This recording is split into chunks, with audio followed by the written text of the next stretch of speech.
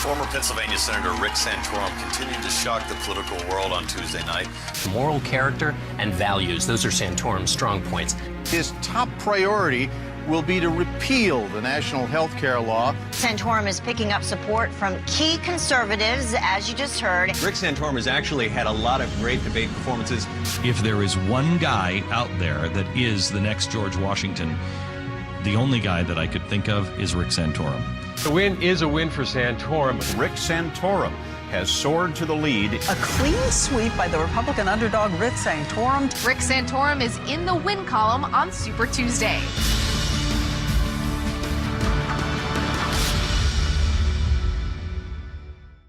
Tonight was a victory for the voices of our party, conservatives and Tea Party people, who are out there every single day in the vineyards building the conservative movement in this country, building the base of the Republican Party, and building a voice for freedom in this land.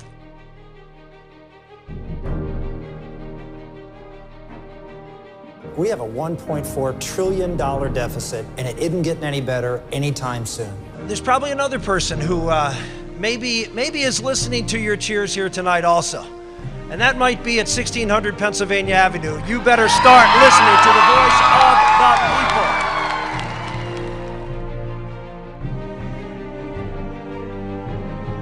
Faith is a very, very important part of my life, but it's a very, very important part of this country. The Constitution is the how of America. It's the operator's manual. The why of America, who we are as a people, is in the Declaration of Independence.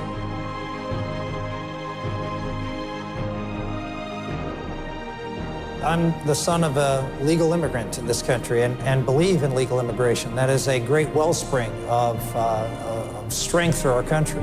I've survived the challenges so far by the daily grace that comes from God.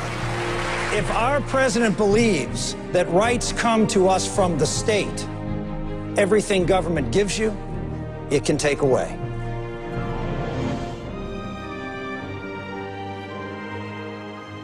I think anybody that would suggest that we call a truce on the moral issues doesn't understand what America is all about. America is a country that is based on this concept, on the Declaration of Independence, that we are endowed by our Creator with certain inalienable rights. Rights come from God, and the first of which is life.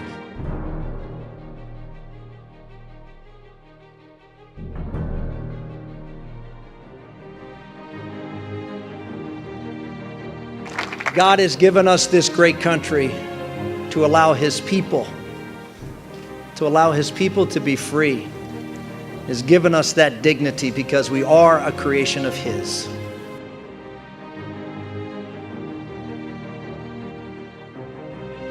My father came to this country when he was 8 years old. And when I used to go visit my grandparents, my grandmother didn't speak English. And I always used to ask my dad, "Dad, why don't you teach me Italian?" He said, "Because you're an American and you need to learn the English language. That's the language of success in America." Not only have I been consistently pro-life, but I've not just taken the pledge, I've taken the bullets. People ask me what motivates me.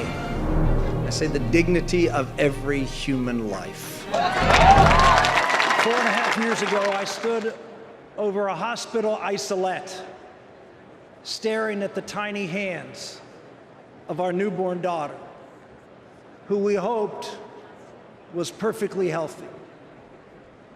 But Bella's hands were just a little different, and I knew different wasn't good news.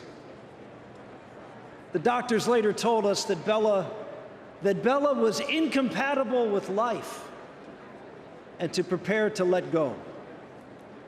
They said even if she did survive, her disabilities would be so severe that Bella would not have a life worth living. We didn't let go.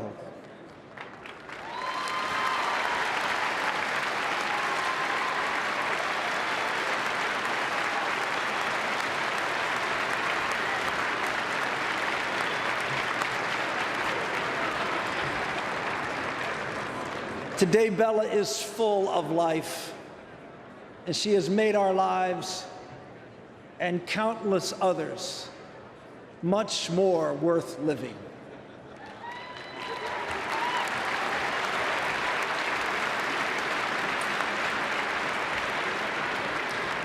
I thank God that America still has one party that reaches out their hands in love to lift up all of God's children, born and unborn.